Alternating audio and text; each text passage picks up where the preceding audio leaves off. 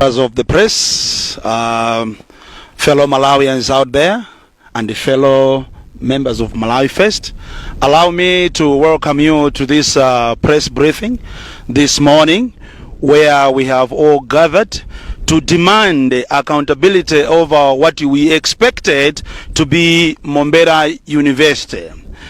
Malawi First, ladies and gentlemen, is appalled by the utter neglect and the abandonment of the Mombera University, a project that was touted as a flagship initiative to boost education and economic development in Malawi.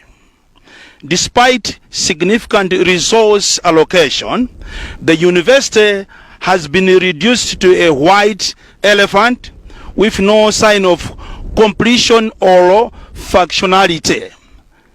Ladies and gentlemen, members of the press, it is against this background Malawi First would like to demand accountability from the Minister of Finance, Minister of Education, Minister of Transport and Public Works regarding the mismanagement of this critical project.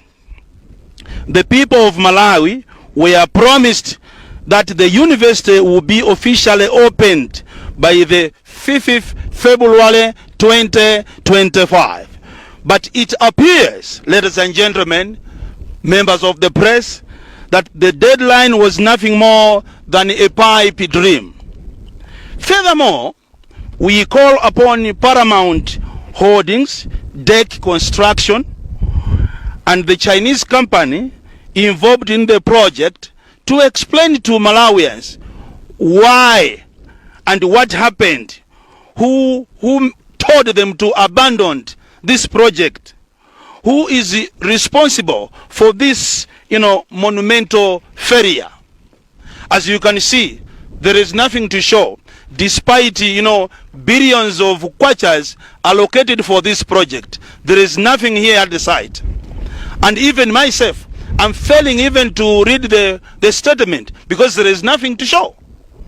In light of these egregious circumstances, Malawi First demands that Anti-Corruption Bureau, ACB, launches a thorough investigation into this matter. Because this is a serious matter. We cannot, stay idle and watch this happening in our country. And this is not the first, project to be treated in the manner Mombera University has been treated. We want to know who is behind this scandal and what happened to the resources allocated for this project.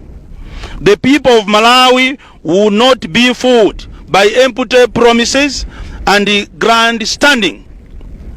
We demand transparency, accountability, and action. The Mombera University project must be salvaged, and those responsible for its downfall must be accountable. We further call upon the government of Malawi to do the following: investigate the circumstances surrounding the abandonment of this Mombera University or this project, recover any funds, and ensure the completion of the university and its functionality. And we are giving all parties responsible 7 days to act on our demands. We are asking the ACB, asking Minister of Transport, Education and Finance to do this ASAP within 7 days. In conclusion, Malawi First will continue to monitor the situation closely and demand justice for the people of Malawi. Mombera University must rise from its ashes. But first, those responsible for its downfall must be held accountable. We want rest up until justice is served. That's why we are calling upon Deck Construction to come up with a statement. We're calling upon the Paramount Holdings to do the same, and even the Minister of Finance, Minister of Transport, Minister of Education to follow suit. And this should be within 7 days. And we must come back here again, and that those people should explain to the nation what really happened, why Mombera University is like this without anything to show. I want to thank you, ladies and gentlemen.